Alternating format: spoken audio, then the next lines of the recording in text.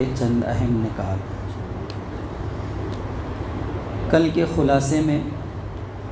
سورہ 3 تک کی باتیں ہمارے درمیان آئی تھیں۔ آج سورہ الگ سے اخیر تک کی جو صورتیں باقی رہ گئی ہیں، جو تقریباً 19 صورتیں ہیں، اکثر ہم نمازوں میں ان صورتوں کو پڑھتے ہیں، اس کا خلاصہ ہمارے درمیان آئے گا۔ اللہ تبارک تعالیٰ نے فرمایا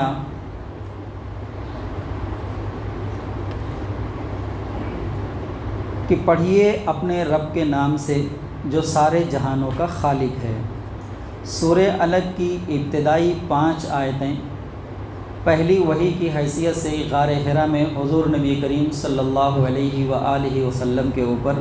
نازل ہوئیں، جس میں سب سے پہلی نصیحت ہمیں یہ حضور نبی کریم صلی اللہ علیہ وآلہ وسلم کے ذریعے ہم تک یہ پہنچائی گئی کہ پڑھیے اپنے رب کے نام سے جو سارے جہانوں کا خالق ہے، اور لوگوں کو اس کا فرمان سنا دیں کہ اس نے انسان کو خون کے جمے ہوئے لوتھڑے سے پیدا کیا، اور یہ فضل فرمایا کہ علم سکھانے کے لیے قلم کے ذریعے اس کی تعلیم کا مستقل انتظام کیا، اور اس کو وہ باتیں بتائیں جنہیں وہ پہلے نہیں جانتا تھا۔ بہت ہی اہم باتیں ہیں جو پہلی وحی کے ذریعے حضور نبی کریم صلی اللہ علیہ وآلہ وسلم کے ذریعے ہم تک پہنچائی گئیں۔ سب سے پہلی بات تو یہ کہی گئی کہ اقرا، یعنی پڑھیے اپنے رب کے نام سے۔ جس قوم و ملت کے لیے پہلی وحی آنے والی لفظ اقرا سے ہو، اگر وہ قوم وہ ملت علم کے میدان میں اگر وہ پیچھے رہ جائے تو اس سے بڑی بدنصیبی اور کیا ہو سکتی ہے کہ ہمیں سب سے پہلا لفظ جو وحی کے ذریعے ہم تک پیغام پہنچایا جا رہا ہے وہ پڑھنے کی بات کہی جا رہی ہے۔ اور اللہ تبارک تعالیٰ نے ساتھ ہی یہ بھی کہا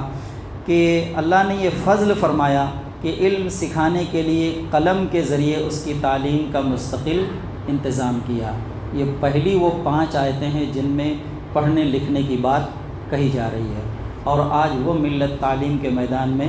اور دوسری قوموں سے پیچھے چلی جا رہی ہے۔ یہ بہت بڑا المیہ ہے ہمارے لیے۔ ہم تھوڑا سا کم کھا کر، تھوڑا سا 19-20 پہن کر اپنے بچوں کو تعلیم کے میدان میں آگے سے آگے بڑھانے کی کوشش کریں۔ نبی صلی اللہ علیہ وآلہ وسلم کی دعوت کے جواب میں قریش کے لیڈروں کی سرکشی پر تنبیہ کی کہ یہ مال اور رتبہ کے گھمنڈ میں خدا سے بے نیاز اور بے پرواہ ہو بیٹھے ہیں، حالانکہ ایک دن سب کو اپنے اعمال کی جواب دہی کے لیے خدا ہی کی طرف پلٹنا ہے۔ پھر حضور صلی اللہ علیہ وآلہ وسلم کو نماز پڑھنے سے روکنے پر انتہائی غضب سے سوال کیا ہے کہ اگر اللہ کا ایک بندہ ہدایت پر ہو یا خدا کی پکڑ سے بچانے والی باتیں بتا رہا ہو اور یہ سرکش اس کو جھٹلاتے ہوں تو کیا یہ نہیں سمجھتے کہ اللہ دیکھ رہا ہے؟ اگر یہ باز نہ آئے تو ہم ان کو پیشانی کے بالوں سے پکڑ کر گھسیٹیں گے، بس بلا لیں وہ اپنے حمایتیوں کو، ہم بھی بلا لیں گے اپنے طاقتور لشکروں کو۔ سورہ قدر، قدر کے 2 معنی ہیں، ایک تقدیر بنانا، دوسرے نہایت قابل قدر چیز۔ وہ رات جس میں قرآن نازل ہوا اور جو رمضان کی طاق راتوں میں سے ایک رات تھی، دونوں معنی پر پوری اترتی ہے۔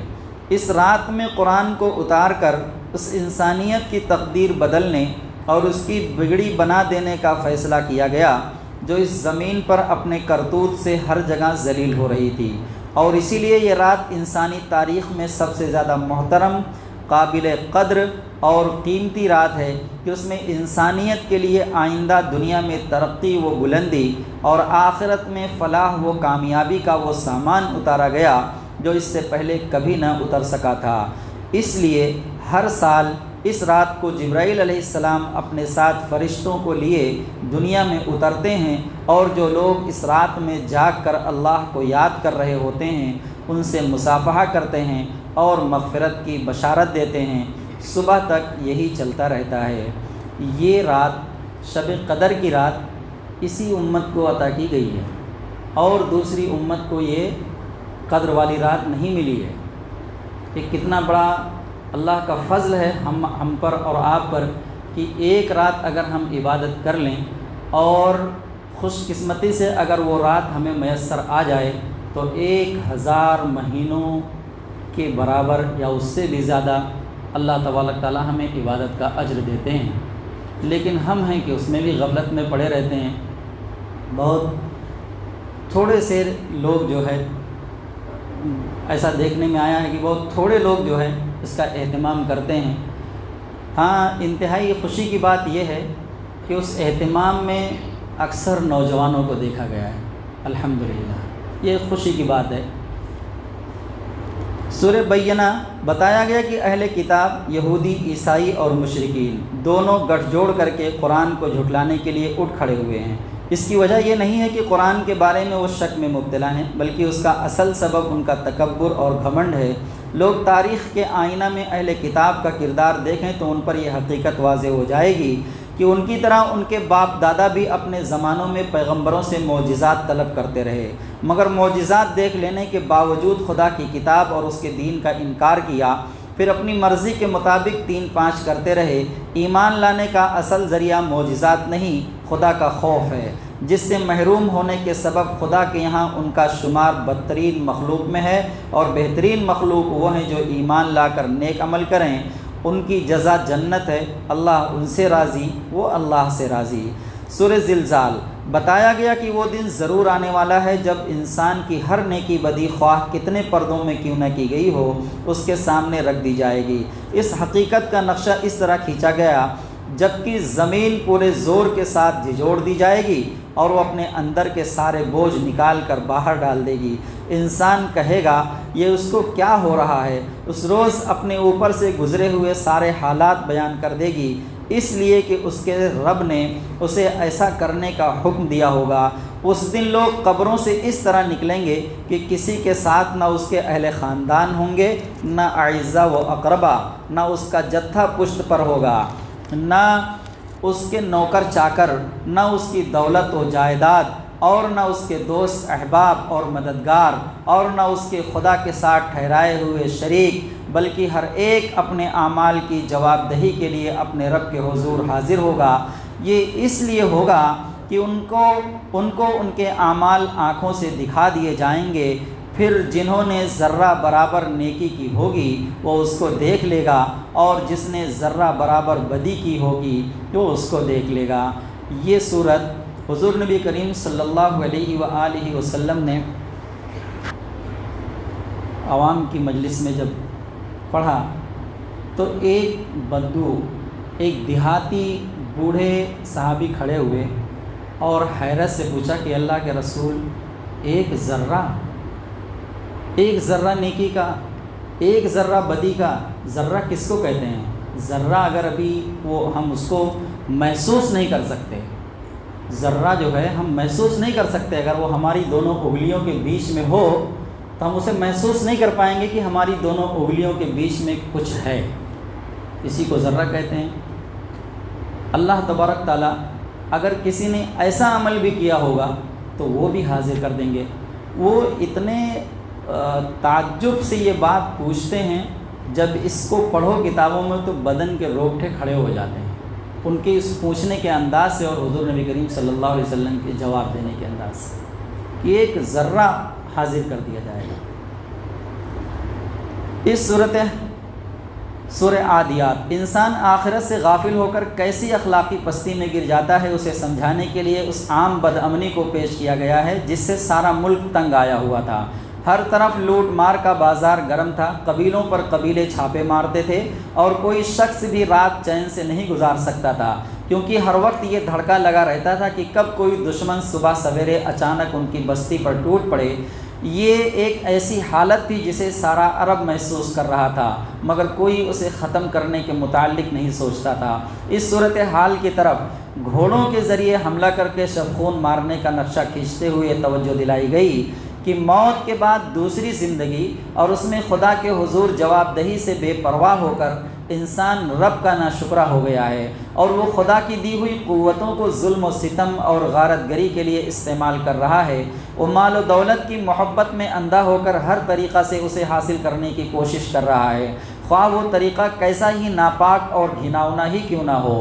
اس کی یہ روش ہرگز نہ ہوتی اگر وہ اس وقت کو جانتا ہوتا جب قبروں سے زندہ ہو کر اٹھنا ہوگا، اور جب وہ ارادے اور اغراض و مقاصد تک دلوں سے نکال کر سامنے رکھ دیے جائیں گے جن کے لیے اس نے دنیا میں طرح طرح کے کام کیے تھے۔ اس وقت انسانوں کے رب کو خوب معلوم ہوگا کہ کون کیا کر کے آیا ہے اور اس کے ساتھ کس طرح کا برتاؤ ہونا چاہیے۔ سورہ قاریہ، جس قیامت سے ڈرایا جا رہا ہے اس کا وقت اگرچہ کسی کو نہیں معلوم لیکن اس کا آنا یقینی ہے۔ جس طرح کوئی اچانک آ کر دروازے پہ دستک دیتا ہے اس طرح وہ بھی اچانک آ دھمکے گی۔ اس دن کسی کے پاس کوئی قوت و جمعیت نہیں ہوگی۔ لوگ قبروں سے اس طرح سراسیمگی کے حالت میں نکلیں گے جس طرح برسات میں پتنگے نکلتے ہیں۔ ہر ایک پر نفسا نفسی کی حالت طاری ہوگی، کوئی بھی کسی دوسرے کی مدد کرنے کی حالت میں نہ ہوگا۔ اس دن قلعے، مورچے، حصار تو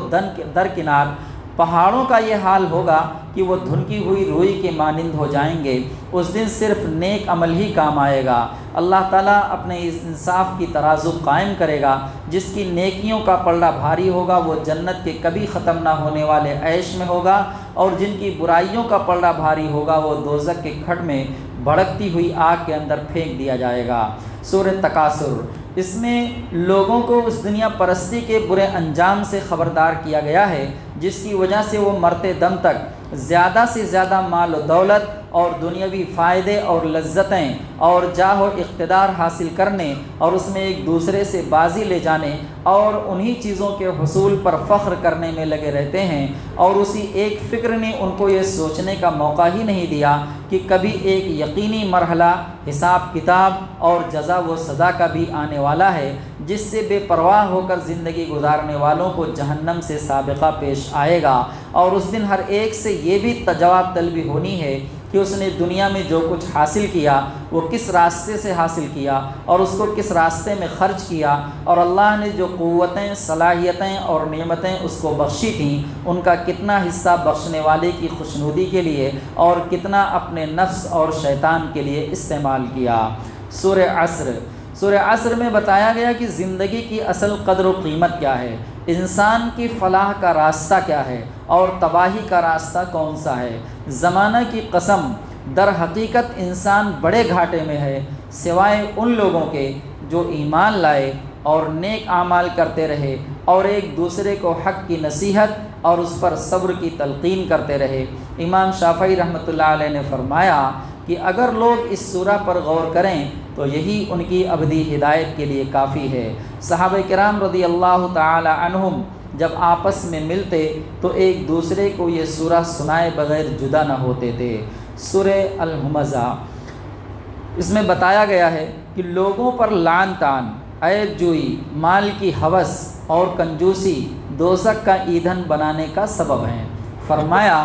تباہی ہے ہر اس شخص کے لیے جو منہ در منہ لوگوں پر طعن اور پیٹھ پیچھے برائیاں کرنے کا عادی ہے۔ جس نے مال جمع کیا اور اسے گن گن کر رکھا وہ سمجھتا ہے کہ اس کا مال ہمیشہ اس کے پاس رہے گا، ہرگز نہیں، وہ شخص کو چکنا چور کر دینے والی جگہ میں پھینک دیا جائے گا۔ اللہ کی بھڑکائی ہوئی آگ، خوب بھڑکائی ہوئی جو دلوں تک پہنچے گی، وہ ان پر ڈھانک کر بند کر دی جائے گی، اس حالت میں کہ وہ اونچے اونچے ستونوں میں گھرے ہوئے ہوں گے۔ اول تو وہ آگ یہاں کی آگ سے کئی گنا زیادہ تیز، اور جیسے ایک تندور ہو اس میں آگ جلا کر اس کے بعد اس کو اوپر سے بند کر دیا جائے تو اس کی شدت اور بڑھ جاتی ہے۔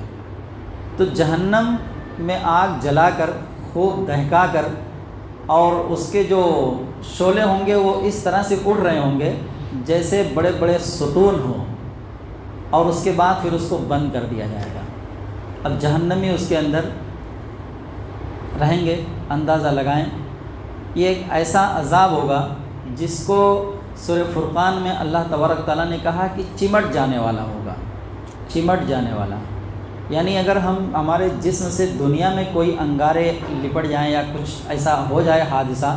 تو ہم اس کو جھٹک کر پھینک بھی سکتے ہیں، لیکن جہنم کی آگ کو ہم پھینک نہیں سکتے کیونکہ وہ چمٹ جانے والا عذاب ہے، وہ چمٹ جانے والی آگ ہوگی،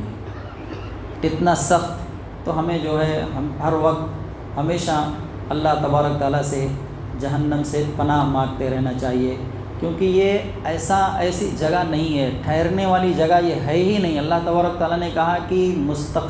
مستقرم و مقامہ، یعنی انسان کے قیام کی جتنی جگہیں ہو سکتی ہیں اس میں سب سے بدترین جگہ جہنم ہے، سب سے بدترین جگہ جہنم ہے۔ تو ہمیں اس سے ہمیشہ پناہ مانگتے رہنا چاہیے۔ بہت لوگ بہت دھڑلے سے کہہ دیتے ہیں، اگر وہ کسی ایسے کام میں لگے ہوئے ہوں جو اللہ اور اس کے رسول کی نظر میں بہتر اور مناسب نہ ہو اور ان سے منع کیا جائے، ان کو آخرت کے عذاب سے ڈرایا جائے، تو وہ یہ کہتے ہیں کہ تھوڑے دن رہ لیں گے، پھر تو اس کے بعد جہنم کا عذاب بھگت کر جنت میں آئیں گے ہی، کیونکہ ایمان والے ہیں۔ حضور نبی کریم صلی اللہ علیہ وسلم کی شفاعت، بزرگوں کی شفاعت، یہ وہ سب بڑے بہانے ان کے پاس رہتے ہیں۔ لیکن کیا وہ ایسی جگہ ہے کہ ایک دن کے لیے بھی وہاں آدمی جائے اور گزار کر چلائے؟ تیار ہیں ہم میں سے کوئی شخص ایک دن کے لیے؟ اور ایک دن بھی وہ اس دنیا کے 50,000 سال کے برابر ہوگا۔ اگر ایک دن کے لیے بھی ڈال دیا جائے گا تو کیا حالت بنے گی بتائیں؟ ایک دن تو بہت دور کی بات ہے۔ اللہ تبارک تعالیٰ ہمیں ایک لمحے کے لیے بھی جو ہے اس میں داخل نہ کرے۔ اللہ ہم سب کی حفاظت فرمائے۔ یہ ایسی جگہ ہے ہی نہیں جہاں ایک ایمان والا بندہ داخل کیا جائے۔ ہمیں ہمیشہ اس سے پناہ مانگتے رہنی چاہیے۔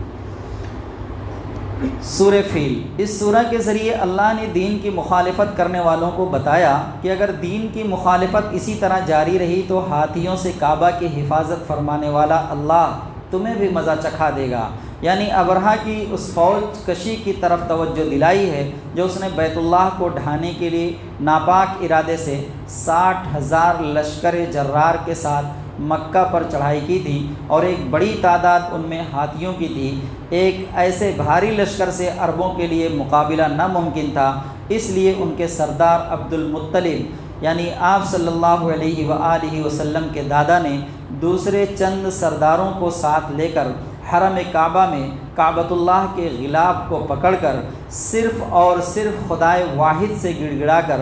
مدد کی دعا کی، اور پھر مکہ کی ساری آبادی کو لے کر پہاڑیوں پر چلے گئے۔ اللہ نے ابابیلوں کو بظاہر معمولی کنکریوں کے ساتھ بھیجا، اور ان سے ابرہہ اور اس کا لشکر اس طرح تباہ ہوا کہ اللہ نے اس کا گوشت مکہ کی وادی میں چیلوں، کووں اور گدھوں کو کھلا دیا۔ اس واقعہ نے تمام عرب کو متوجہ کیا کہ غور کرو، محمد صلی اللہ علیہ وآلہ وسلم جس چیز کی دعوت دے رہے ہیں وہ آخر اس کے سوا اور کیا ہے کہ تمام معبودوں کو چھوڑ کر صرف اللہ واحد لا شریک کی عبادت کریں، جس نے ابھی چند سال پہلے ابرہہ کے حملے سے کعبہ کی حفاظت کی، اور تمہارا بچہ بچہ جانتا ہے کہ اس وقت کوئی دیوی دیوتا کام نہیں آیا۔ یہ واقعہ حضور نبی کریم صلی اللہ علیہ وآلہ وسلم کی پیدائش سے چند سال پہلے کا ہی تھا، بہت پرانا واقعہ نہیں تھا یہ۔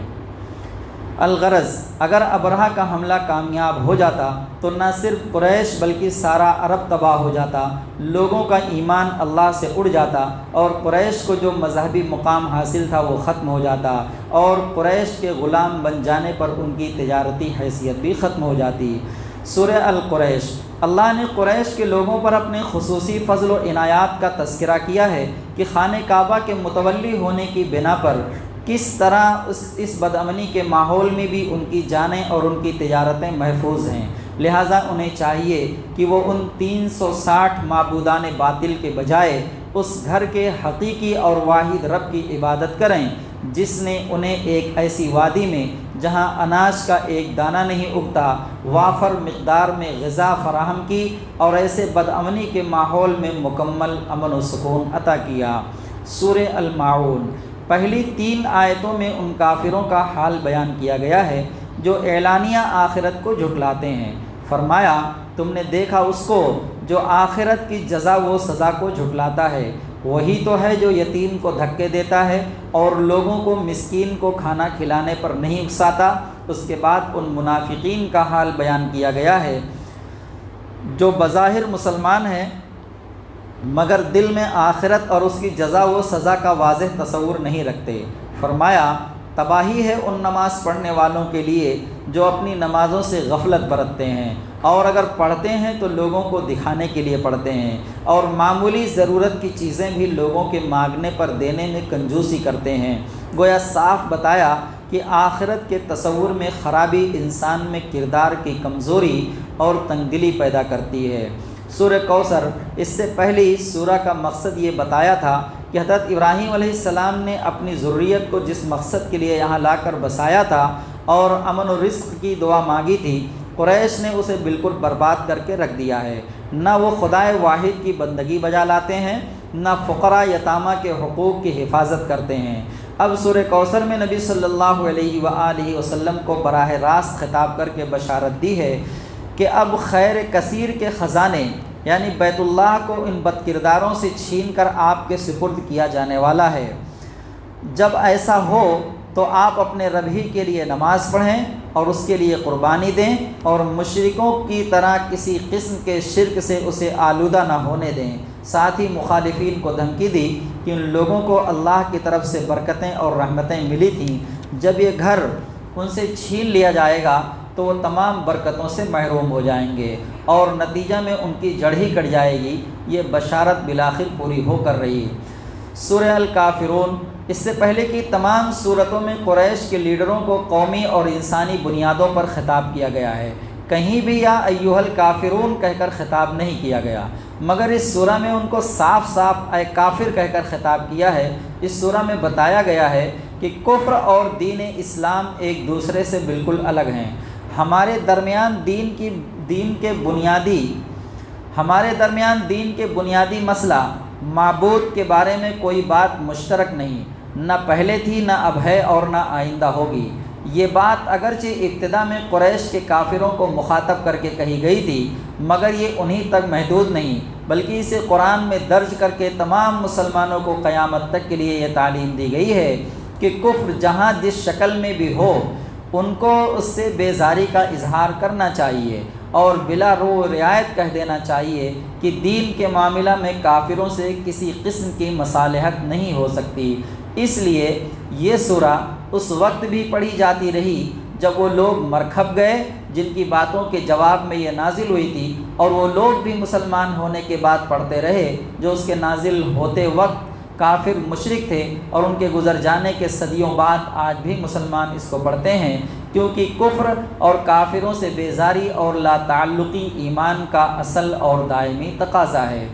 سورہ نصر، یہ سورہ حجۃ الوداع کے موقع پر منی میں نازل ہوئی، اور اس کے بعد حضور صلی اللہ علیہ وآلہ وسلم نے اپنا وہ مشہور خطبہ ارشاد فرمایا جس میں فرمایا کہ میں نہیں جانتا شاید اس کے بعد میں تم سے مل سکوں، خبردار رہو، تمہارے خون، تمہاری عزتیں ایک دوسرے پر اسی طرح حرام ہیں جس طرح یہ دن اور مقام حرام ہے۔ اس سورہ کا نزول اس بات کی علامت سمجھا گیا کہ اب حضور صلی اللہ علیہ وآلہ وسلم کا آخری وقت آ پہنچا، لہٰذا آپ صلی اللہ علیہ وآلہ وسلم کو حکم دیا گیا کہ اللہ کی حمد اور استغفار کریں۔ یہ صورت بتاتی ہے کہ قوموں کے عام رہنماؤں میں اور اللہ کے نبی صلی اللہ علیہ وآلہ وسلم میں کیا فرق ہوتا ہے۔ عام رہنما اگر اپنے مقصد میں کامیاب ہو جائیں تو وہ اور ان کی قوم خوب جشن مناتے ہیں، مگر اللہ کے رسول صلی اللہ علیہ وآلہ وسلم نے 23 سال کی مختصر مدت میں ایک پوری قوم کے عقیدے، خیالات، عادتیں، اخلاق، رہن سہن، کاروبار اور سیاست کے طریقے، یہاں تک کہ جنگ اور صلح کے اصول و قوانین تک بالکل بدل ڈالے، اور جہالت و جاہلیت میں ڈوبی ہوئی قوم کو اٹھا کر اس قابل بنا دیا کہ وہ دنیا کو مسخر کر ڈالے اور عالمی اقوام کی امام بن جائے۔ مگر ایسا عظیم الشان کارنامہ آپ صلی اللہ علیہ وآلہ وسلم کے ہاتھوں انجام پانے کے بعد آپ کو جشن منانے کا نہیں بلکہ اللہ کی حمد اور تسبیح کرنے اور اس سے مغفرت کی دعا مانگنے کا حکم دیا گیا ہے، اور آپ پوری عاجزی کے ساتھ اس کام میں لگ جاتے ہیں۔ حضرت عائشہ صدیقہ رضی اللہ عنہا فرماتی ہیں کہ حضور صلی اللہ علیہ وآلہ وسلم اپنی وفات سے پہلے سبحانک اللہم و بحمدک استغفرک و اتوب الیک، اے اللہ تو پاک ہے، تیری حمد کرتے ہوئے تجھ سے مغفرت طلب کرتا ہوں اور تیری توجہ کا طالب ہوں، کثرت سے پڑھا کرتے تھے۔ اور حضرت ام سلمہ رضی اللہ تعالی عنہ فرماتی ہیں رسول اللہ صلی اللہ علیہ وآلہ وسلم کے زبان مبارک پر آخری زمانہ میں اٹھتے بیٹھتے آتے جاتے یہ الفاظ جاری رہتے تھے، سبحان اللہ و بحمدی، سورہ لہب اور سورہ نصر میں مدد اور فتح و غلبہ کی بشارت دینے کے بعد سورہ لہب کو رکھا تاکہ معلوم ہو جائے کہ اللہ نے اپنے پیغمبر کو غلبہ دے دیا اور آپ صلی اللہ علیہ وآلہ وسلم کے دشمن کو برباد کر دیا۔ اور یہ پیشین گوئی تھی جو ابو لہب کی زندگی میں کی گئی۔ وہ اللہ کے بجائے مال پر بہت بھروسہ کرتا تھا اور اس نے جنگ بدر میں جنگ پر جانے کے بجائے مال دے کر کرایہ کے آدمیوں کو اپنی طرف سے لڑنے بھیج دیا تھا۔ ایسے لوگ یہاں تک آگے بڑھ جاتے ہیں کہ وہ سمجھنے لگتے ہیں کہ اگر پیسہ ہے تو اس کے ذریعے خدا کی پکڑ سے بھی محفوظ رہیں گے۔ اس سورہ میں پیسہ کی بے حقیقتی کو بھی واضح کیا کہ وہ اس کے کچھ کام نہ آیا۔ پھر اس کے اعمال کا ذکر کیا جو اس نے نیکی سمجھ کر زندگی میں کیے تھے کہ وہ بھی اس کے کچھ کام نہ آئیں گے، بلکہ وہ بھڑکتی آگ میں جا پڑے گا اور اس کی بیوی بھی ایندھن ڈھونڈتی ہوئی وہیں جائے گی اور اس کی گردن میں آگ کی تپتی ہوئی رسی ہوگی۔ سورہ اخلاص فتح مکہ کے بعد عقیدے کی پختگی اور ثابت قدمی اور استقامت کی طرف توجہ دلاتے ہوئے سورہ اخلاص میں جو کچھ بیان کیا گیا اس کا منشا اللہ واحد پر اس طرح ایمان لانا ہے کہ اس کی ذات یا صفات کے لازمی تقاضوں میں کسی پہلو سے بھی کسی دوسرے کی شرکت کا خیال ذہن میں نہ رہے۔